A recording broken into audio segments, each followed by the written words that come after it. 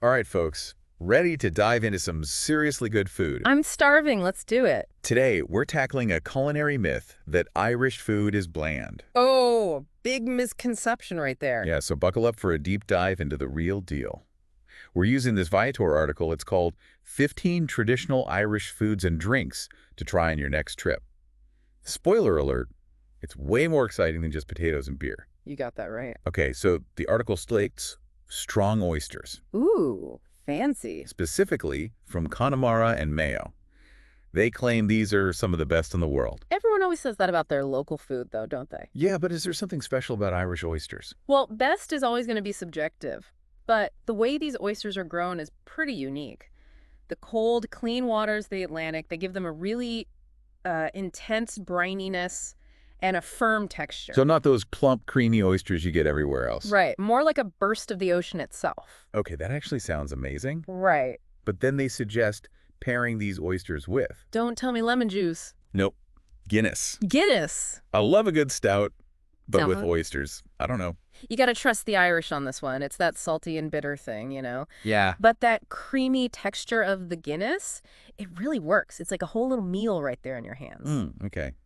Speaking of meals, I'm noticing a theme in this article. They describe Guinness as meal in itself, not just a drink. Yeah, I've heard that. What makes it so substantial? Well, it's the roasted barley. Gives it more calories and complex carbs than your average beer. And that creamy texture, it does make it feel more filling. I wouldn't say swap dinner for a pint, but... But it explains why Guinness can hit the spot in a way other beers don't. Exactly. Plus, there's that whole 119.5-second pour ritual. Oh, yeah, that's brilliant marketing. Turns a simple pour into this whole event. You're not just drinking a beer, you're participating in a tradition. Okay, from the sea to the pub, let's move on to another iconic duo, fish and chips. But, and I'm quoting the article here, we're talking about eating your cod with the smell of the ocean in the air. Ooh, I like that. Pretty vivid imagery, right? And it highlights something important about good fish and chips. Freshness. Not frozen fillets. No way you want that cod straight off the boat, fried perfectly, crispy, and ideally eaten by the sea. That connection to the source, it makes all the difference. So we're talking no soggy, sad fish and chips here. Absolutely not. Got it. Now, the article mentions Irish lobster as a must-try. Lobster. In Ireland. I know, right? It's not the first thing that comes to mind. What's the deal with Irish lobster? Well, they're smaller, more like langoustines, actually. But that means the meat is super sweet and tender. Oh, interesting. And get this, it used to be poor man's food. So abundant, nobody wanted it. Now, it's a delicacy, especially in August when they're at their peak. Wow, from unwanted to high-end, that's quite a journey. Makes you wonder what other culinary treasures we might be overlooking. You never know what you'll find when you dig a little deeper. Well, speaking of surprises, this article lists some dishes that are definitely off the beaten path. I'm talking about boxty, coddle, spice bags, things I've honestly never even heard of. Now we're talking. The heart of Irish home cooking. Okay, color me intrigued, but I need details. Let's start with boxty. What is that? Imagine a potato pancake, but with a history as rich as the Irish landscape itself. Potatoes have been a staple in Ireland forever. Makes sense. So naturally, they found their way into all sorts of dishes. Boxty is one of the most iconic. Different regions have their own versions, you know? Thin and crispy, thick and fluffy. Some are even made with leftover mashed potatoes. So it's like the potato pancake that can do it all. I'm starting to see why they call it comfort food. What about coddle? Coddle. That name doesn't exactly scream delicious. I'll admit it might not be the most visually appealing dish, but the flavor is where it's at. It's a hearty Dublin stew, usually made with sausages, bacon, potatoes, onions, all simmered together until it's fall-apart tender. The kind of meal that warms you from the inside out, you know? Perfect for a chilly evening. Get this, it was even mentioned by James Joyce. Yeah, you had me at a hearty Dublin stew, but the James Joyce connection, that's next level. Okay, now for something truly mysterious, spice bags. What in the world are those? Ooh, spice bags. This is where things get interesting. Relatively recent, they are. A delicious example of how food cultures collide. Imagine this. Crispy fried chicken, chips, peppers, onions, all tossed in a blend of spices that'll wake up your taste buds. Wow.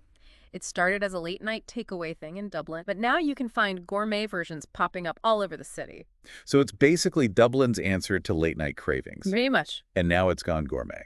Okay, I'm officially adding spice bags to my must-try list. You won't regret it. That perfect blend of comfort food with a spicy kick reminds you that even in a place with strong traditions, there's always room for new things.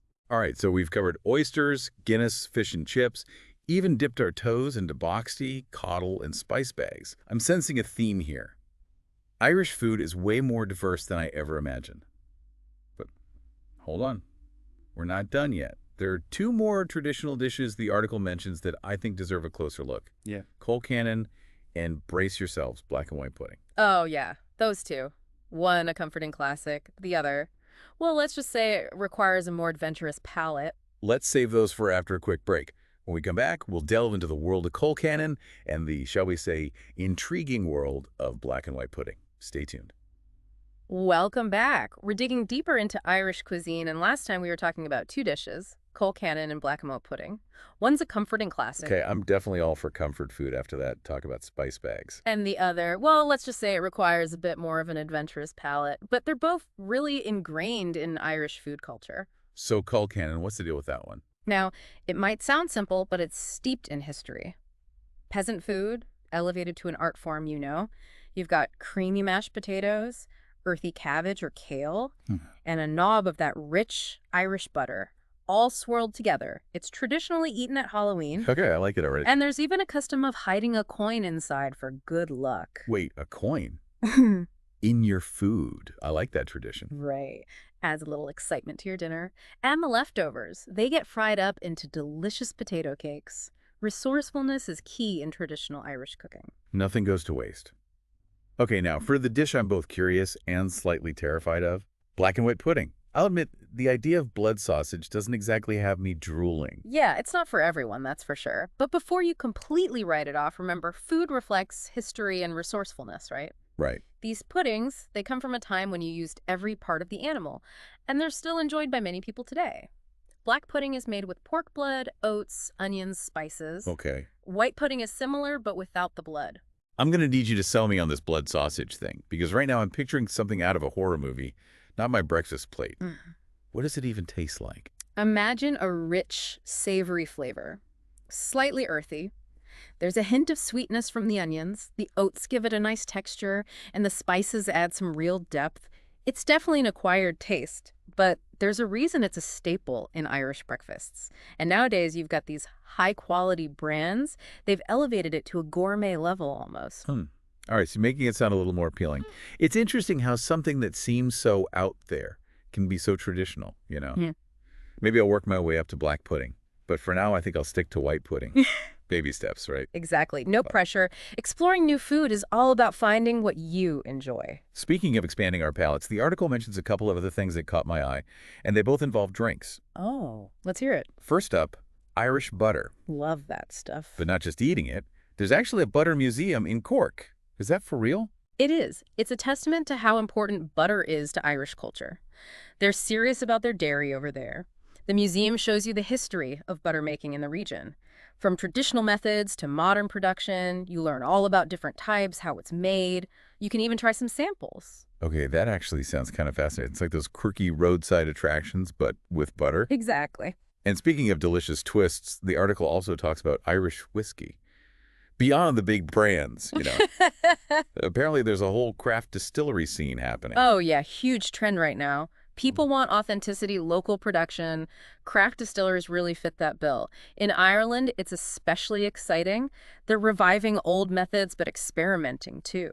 With new flavors, new techniques, you've got everything from single malt to pot still, all made with local ingredients and a lot of passion. It's like the craft beer movement, but for whiskey. Suddenly, I'm feeling very thirsty, and maybe a little hungry too. We've covered a lot of ground in this deep dive. From oysters and Guinness to blood, sausage, and butter museums, it's clear Irish cuisine is way more than meets the eye. What are some of your takeaways from our exploration so far? You know what stands out to me? How Irish food really reflects The land, the people, the history of the whole island, Yeah. the fresh seafood, the hearty stews, each dish tells a story about Ireland's connection to its environment and its heritage. And there's a really beautiful blend of tradition and innovation. Classic dishes get reinterpreted, and new creations pop up that show how Irish tastes are changing. That's a great point. It's more than just food, it's an experience. Exactly. It's about experiencing a culture, a history. Right. Embracing new flavors, textures, aromas, letting ourselves be surprised by the possibilities of food. And don't forget about one more classic before we wrap this up. Oh, right. There's one more thing we need to talk about, and it's something that's definitely quintessential Irish. We'll get to that after a quick break, so stay with us. All right, we're back. And you know what we have to talk about? You're talking about porridge, right? Porridge, exactly. It might not be the most glamorous dish, but it's a true Irish staple. Definitely a classic. But what makes Irish porridge so special? I mean, porridge is porridge, isn't it? Well, not quite. Remember that amazing Irish butter we talked about? Oh, yeah, the museum-worthy butter. It plays a starring role in Irish porridge. It adds a richness and creaminess that you just won't find in other versions.